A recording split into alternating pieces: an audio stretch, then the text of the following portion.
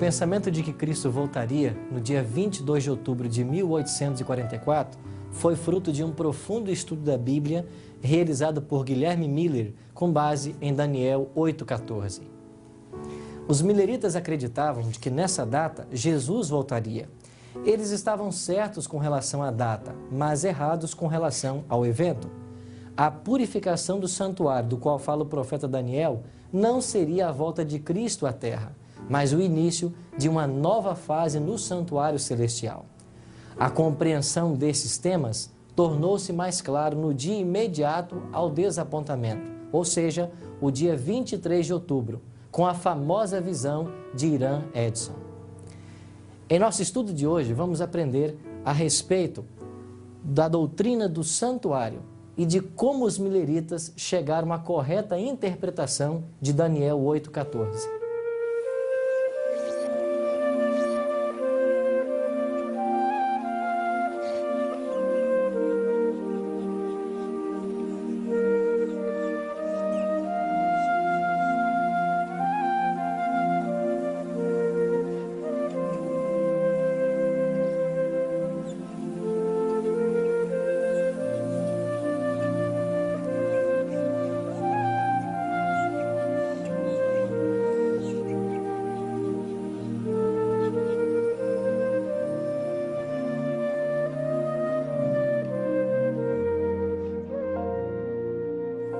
Durante os anos de 1816 a 1818, nesta mesma casa, Guilherme Miller começou um intensivo estudo da Bíblia.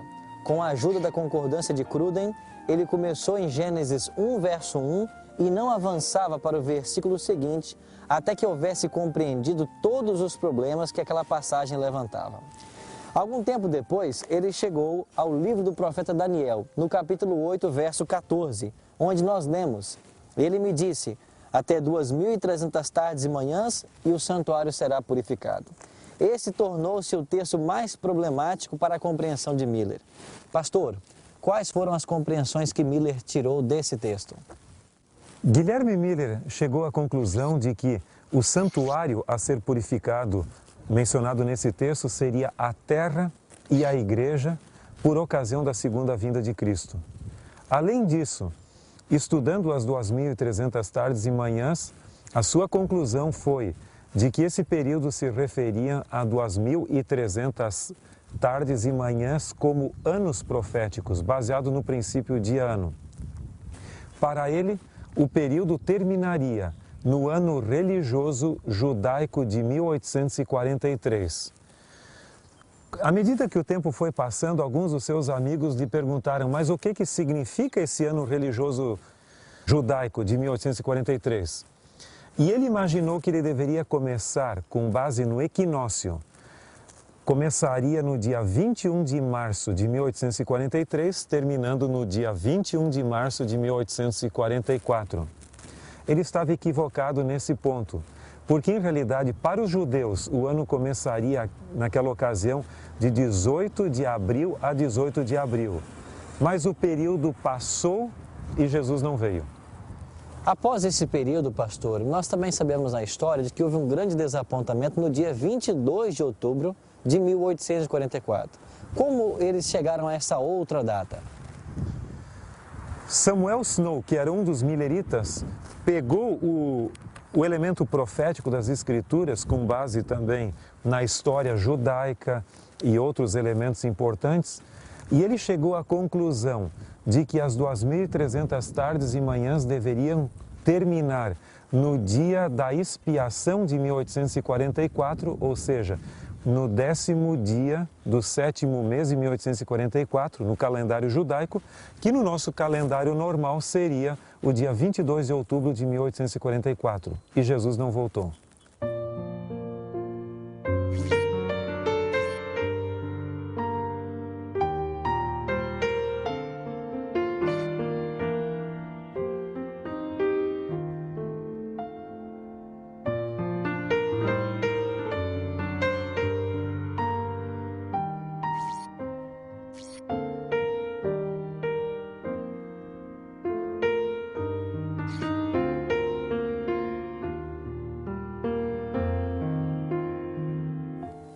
O que aconteceu então logo depois desse grande desapontamento? Os mileritas haviam colocado toda a sua esperança na volta de Cristo no dia 22 de outubro de 1844. Como Jesus não voltou, eles se sentiram muito desapontados. E aqui, nesse graneleiro, Hiram Edson, juntamente com alguns amigos, passaram a noite do dia 22 para o dia 23 de outubro chorando, orando e buscando uma resposta para o desapontamento. E no dia seguinte, cedo pela manhã, no dia 23 de outubro, Hiram Edson convidou seu amigo O.R. L. Crozer para consolar algumas famílias de desapontados mileritas. E passaram por esse milharal rumo à casa dessas famílias. Enquanto eles andavam, Edson parou e Crozer continuou. E então Crozer retornou e perguntou o que havia acontecido. E ele disse que havia recebido uma iluminação do céu, na qual ele chegou à compreensão de que, em vez de Jesus sair do santuário celestial, do lugar santíssimo desse santuário, para vir à terra, ele, no dia 22 de outubro de 1844, entrara pela primeira vez do lugar santo para o lugar santíssimo para receber o domínio, o reino e a glória de que fala em Daniel capítulo 7. E o que aconteceu a partir daí? A resposta à sua pergunta nós trataremos dentro do próprio graneleiro de Hiram Edson.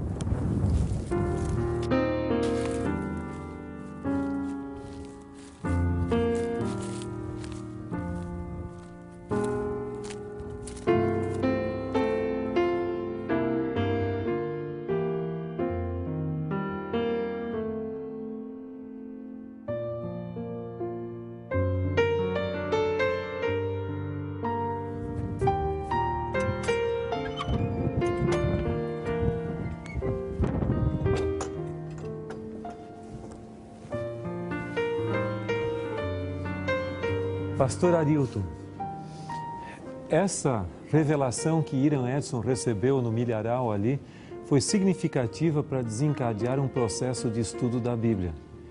Nesse local, Hiram Edson, Crozer e o Dr. Franklin Hahn começaram um processo de investigação das Escrituras para encontrar uma explicação exata para o que deveria acontecer em relação com o santuário. Porque o texto de Daniel 8,14 dizia para eles que até 2.300 tardes e manhãs o santuário será purificado. E eles interpretavam esse texto originalmente como sendo o santuário desta terra, ou da igreja, a ser purificado pela segunda vinda de Cristo. Mas com esse insight, ou que como nós cremos hoje até uma visão, bem breve, ele compreendeu que isso não se referia a esta terra, mas o santuário celestial, de que fala o livro de Hebreus. E estudando atentamente o conteúdo do livro de Hebreus, este trio, ele compreendeu de que realmente há um santuário literal no céu. E que esse santuário possui dois compartimentos, um lugar santo e um santíssimo, assim como o da terra. Porque ele foi feito como figura e sombra, o da terra, como figura e sombra do celestial. Além disso, o termo grego para santuário no livro de Hebreus é plural, que poderia ser traduzido como lugares santos. E no livro do Apocalipse existem alusões à mobília de ambos os compartimentos referindo-se ao celestial. Portanto, eles chegaram a essa conclusão pelo estudo da Bíblia. E um sincronismo entre Levíticos 16, que é o capítulo que fala do dia da expiação, a Epístola aos Hebreus e também o livro do Apocalipse, levou-os à conclusão de que no dia 22 de outubro de 1844, Jesus havia passado do lugar santo para o lugar santíssimo para começar uma obra especial de expiação para eliminar pecados e também gradativamente foi sendo acrescentada a ideia de que nessa segunda fase, pós-1844, Jesus está desenvolvendo no santuário celestial o juízo investigativo do povo de Deus preparando o mundo para os acontecimentos finais e para a segunda vinda de Cristo. Então foi muito significativa. Eles chegaram à conclusão de que o santuário realmente era a base da compreensão do plano da salvação, que começa com Jesus morrendo na cruz do Calvário e sua ministração no santuário celestial. E a última fase, a fase do juízo investigativo pré-advento, como nós conhecemos.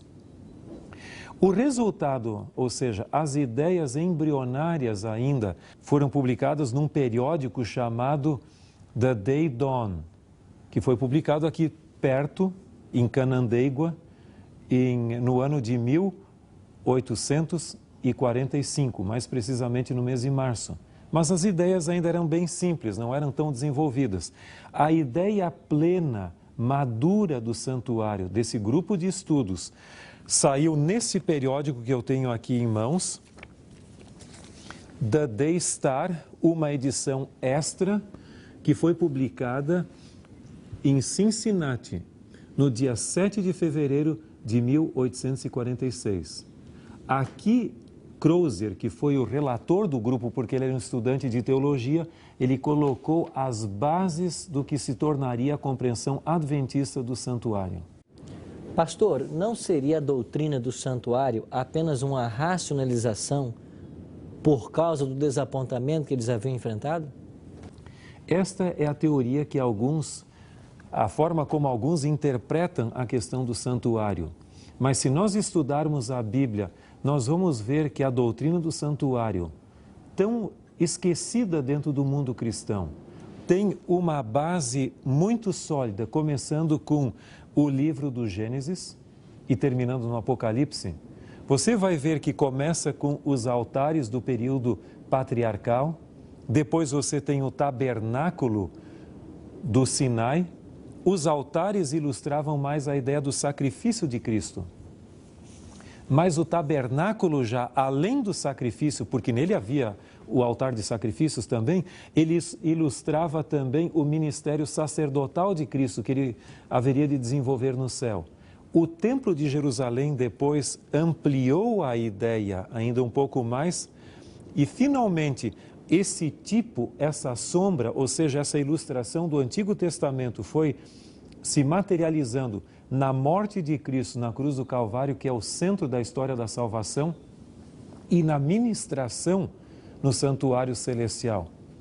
Para muitos cristãos, Jesus parece que após a sua morte e antes de sua segunda vinda, ele está em uma grande férias no céu, aguardando o momento de sua segunda vinda. Mas a Bíblia nos diz que ele está intimamente relacionado com a aplicação dos méritos de sua salvação para os seres humanos. Isso é muito importante.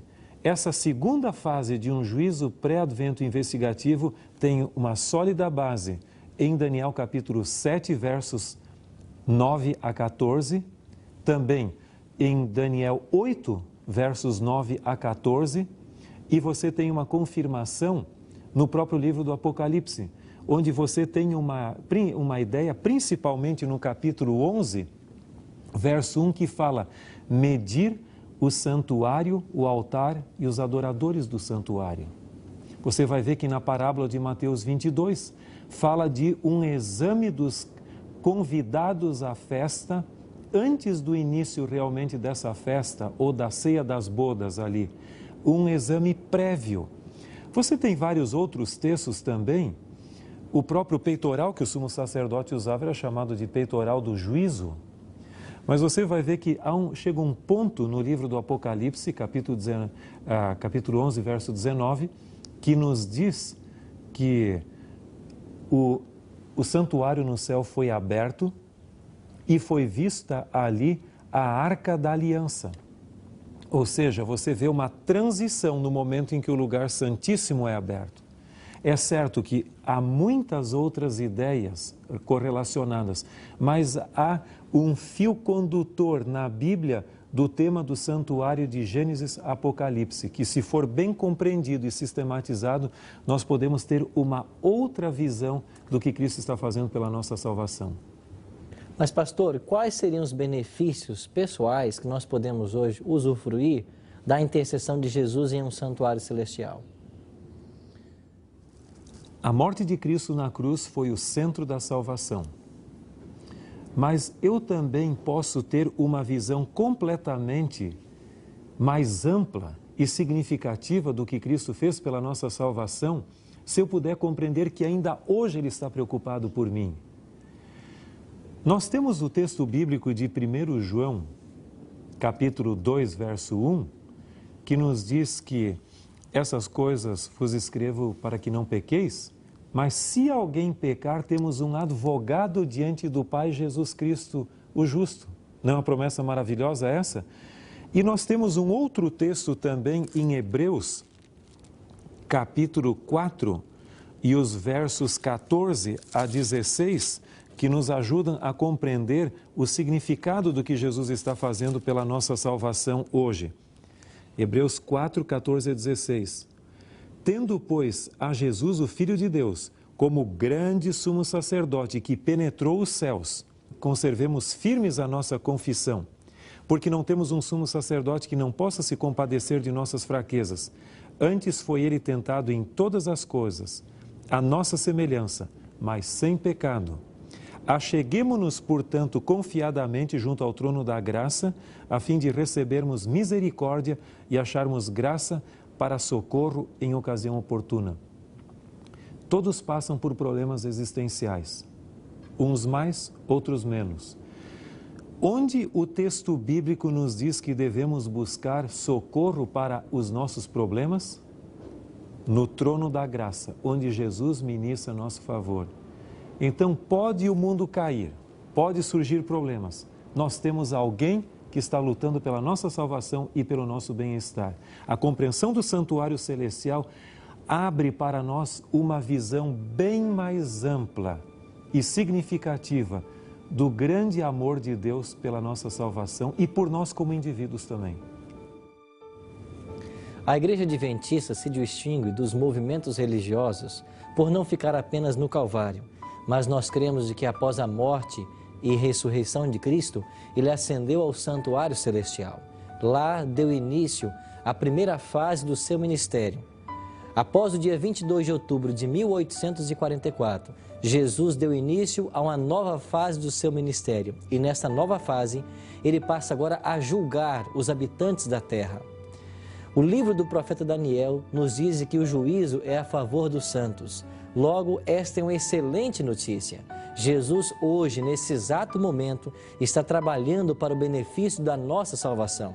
Não gostaria você de confiar o seu caso a este advogado maravilhoso que nunca perdeu uma causa, por certo também será vitorioso para todos nós.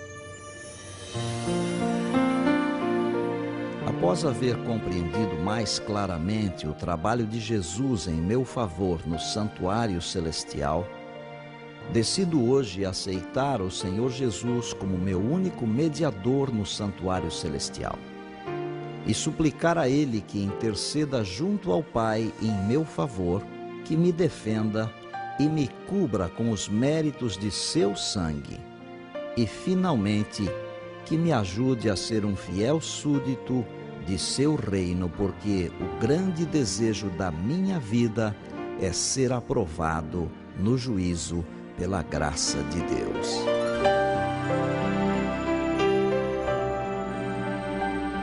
Se esta é a sua decisão, ore comigo agora.